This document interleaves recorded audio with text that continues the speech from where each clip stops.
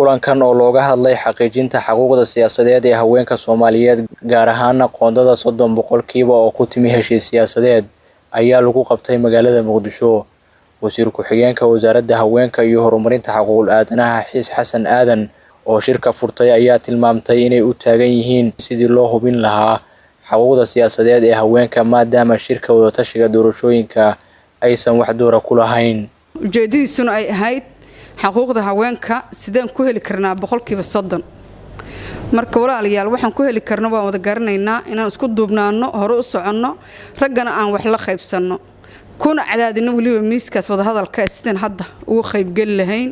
Hoggaanka ururka haweenka qaranka iyo kan gobolka Banaadir ayaa sheegay inay laba taabtaan tahay qoondada siyaasadeed ee haweenka oo ay ku tilmaameen inaysan u qalmin. waxaan ka hadlayaa xaquuqi kuma timaado fadhi. xaquuq waxay ku timaadaa halgan, doonasho, u dagaalan iyo inaad soo jeedo. Soomaalidu maxay ku maamaadaa ninkii seexdaa siciid dibi dhalay. haddaan seexano saceena dibi dhalay, haddaan soo jeednana saceena weylow dhalay. oo waa xaquuqdeena ayaan helaynaa. sharciyada islaamka waa laga gudbay oo noloma ogola. midii aanu aragna xal marka xaq maaha.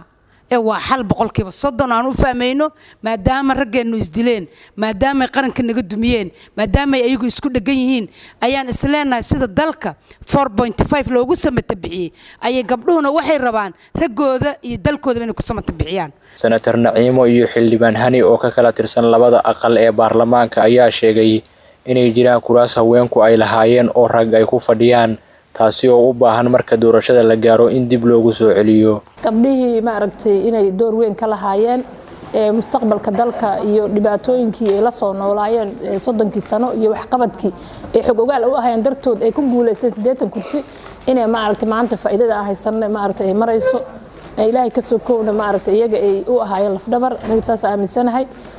waxaan ka rabnaa isteediyadii annaga diyaar baan nahay isteediyadeeni qof walba isteedkiisii buu imaanayaa xildhibaanada gabdhaha ah ee mustaqbalka soo gali doona iyo kuwa jooga ee soo laaban doona hadduu ilaahay yiraahdana inay midoobaan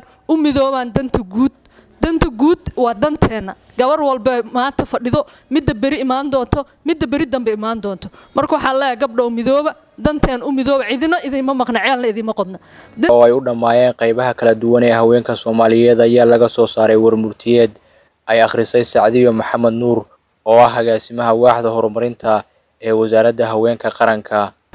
kulanku wuxuu bogaadinayaa dadaalada uu wado amaba uu hormuudka ka yahay ra'iisul wasaaraha xukuumadda Jamhuuriyadda Federaalka Soomaaliya mudane Maxamed Xuseen Rooble oo dalka lagu diyaarinayo amaba dalka loogu diyaarinayo doorasho loo dhan yahay oo si nabadgelyo ah ku dhacda. Maxamed Muuse Tarsan warbaahinta qaranka Muqdisho.